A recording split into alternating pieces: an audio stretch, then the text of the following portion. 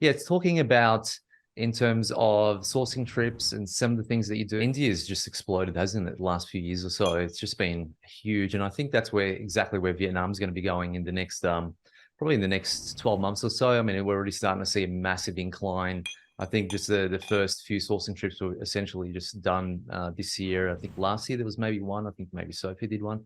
I can't remember, but yeah, that's fantastic. So in terms of that, now you also mentioned before resilience. Resilience is a big part of what needs to happen. Having resilience is an absolute must because there's always going to be things that are going to go wrong with your business and always things that are going to go wrong, I guess, in life in general. But yeah, that's definitely a big part of actually building a business. And that's why I kind of want to touch on it a little bit is you have to really, you have to understand that there are going to be things that are going to happen as you go along in your journey. So that was a video from my regular Monday night Q&A session with the members of the Aussie Online Entrepreneurs. We are a community of 2,500 members and growing. We're the fastest growing community of professional e-commerce sellers right here in Australia, with sales, by the way, of over $50 million.